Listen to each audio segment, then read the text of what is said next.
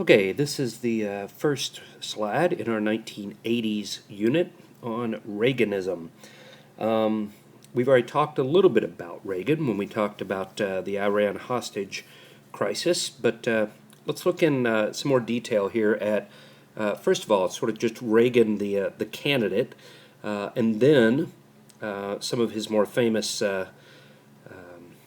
aspects of being president, particularly Reaganomics.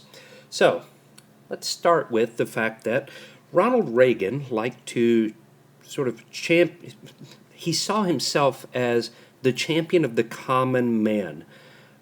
He campaigned against big government, that government was too involved in state and local affairs. They needed to get out of people's business.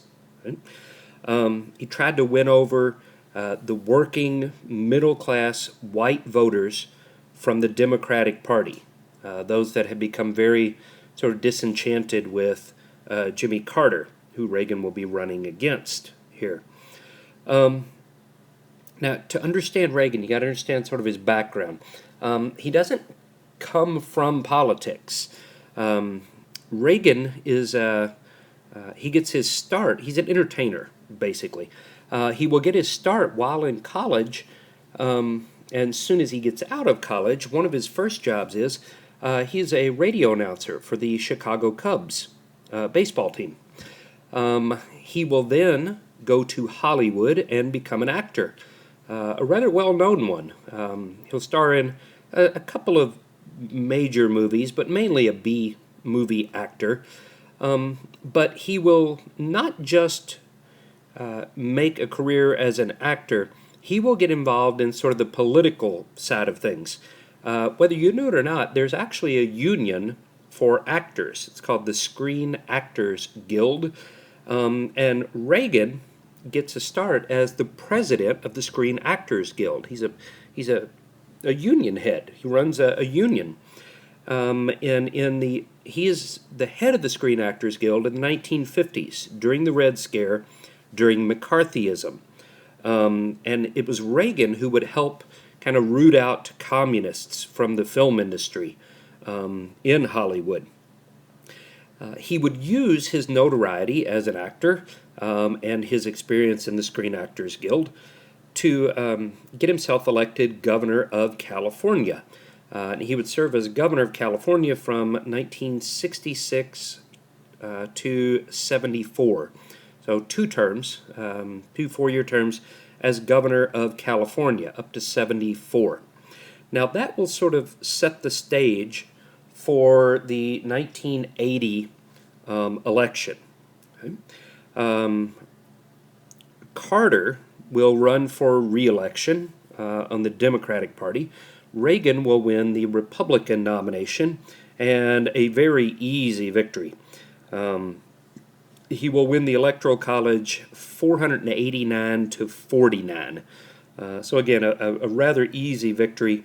The Republicans would control the Senate for the first time, in 26 years. First time since Eisenhower was in.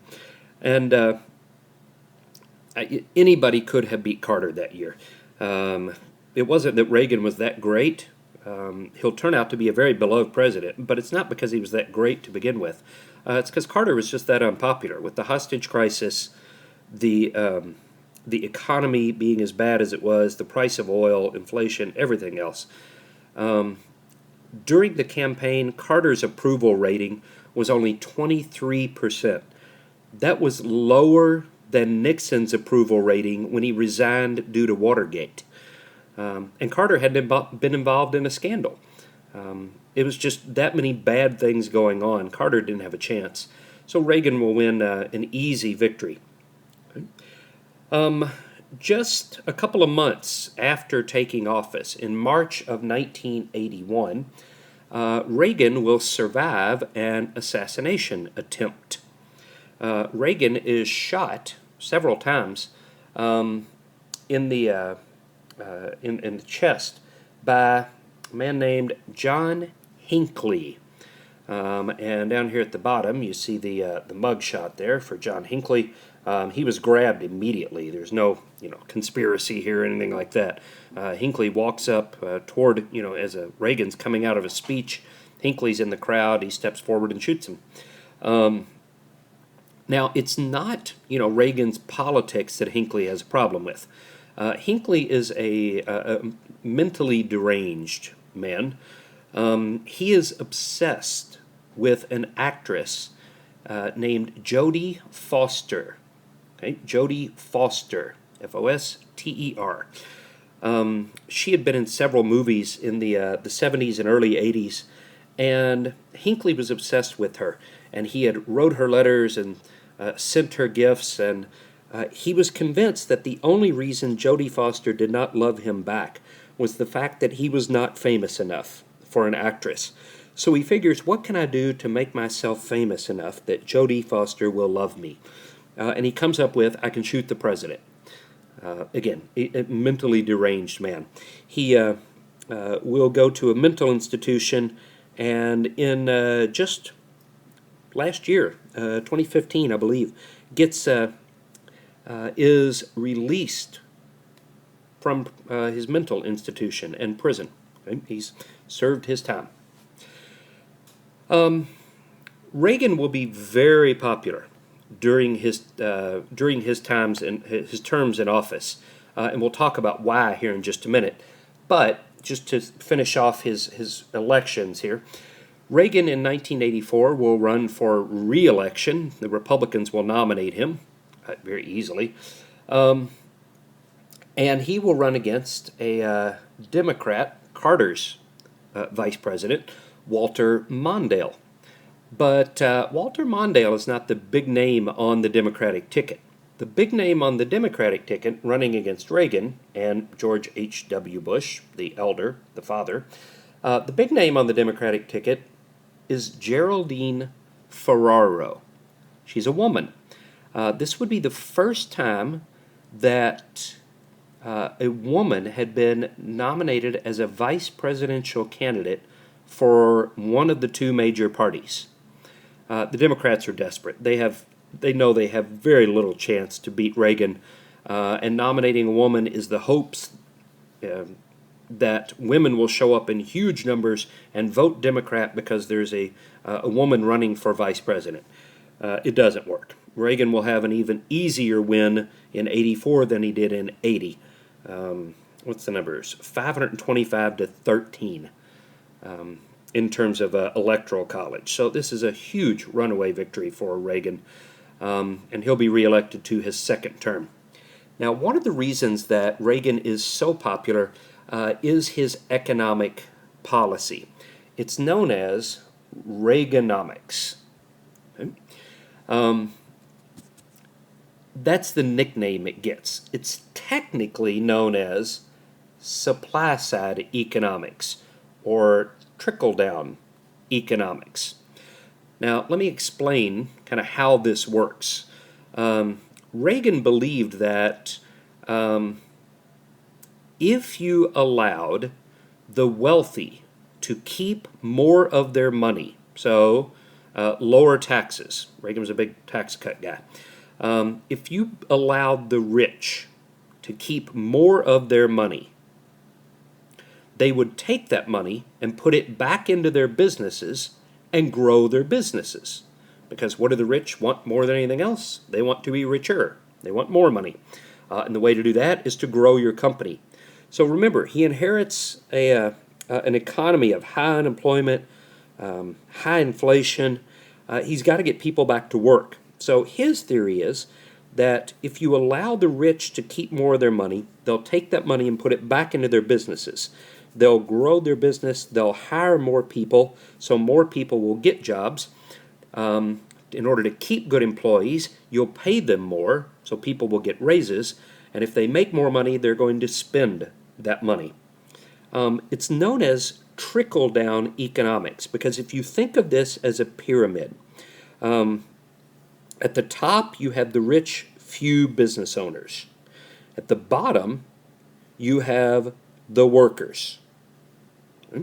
And in the middle, you have sort of middle management and the middle class. Okay, that the theory is trickle down. if you allow the people at the top to save their money, all that money, if you think of it as a pyramid, all that money will trickle down or flow down to every level of the pyramid. And eventually, everybody in the pyramid sees more money. The money will trickle down. The meme that you see here, Reaganomics, everybody laughing. Here's Reagan over here. There's Vice President Bush there. These are cabinet members, I'm sure, all drinking champagne. Reaganomics. We told them the wealth would trickle down. Ha ha ha ha ha ha. Very funny. And for some it did, okay? But not for everybody. Reaganomics did not work for everyone. It worked for most people. The rich got richer. The middle class did really, really well for themselves. But the poor got poorer. Because the only way trickle-down economics works is if you are somewhere in the pyramid, in the flow of the money. You have to have a job. If you are unemployed, if you are poor in the 80s, you are going to get poorer. Right? Because Reagan also believes in cutting taxes. So if you cut taxes, you also have to cut spending. And Reagan is going to cut spending on social welfare programs, programs to help the poor. Reagan believes it's not the job of the federal government to take care of the poor. That should be the job of charitable organizations, charities, churches, things like that. It should be up to the states to take care of their own poor. It's not the job of the federal government, according to Reagan. So Reagan will cut taxes on a lot of people. And if you're going to bring in less money, you have to spend less money. So one of the places Reagan's going to cut spending is in welfare programs. So Reaganomics, the rich get richer, the poor get poorer. The middle class in the middle there do really well for themselves. It'll take a few years to get going, but by the time the middle, actually about 83 on, the economy of the 80s is booming. Now, we said, last thing here, Reagan is going to cut taxes, so bring in less money, which means you have to spend less. He is going to spend less on welfare, but that's it. The government is going to run a huge deficit in the 80s.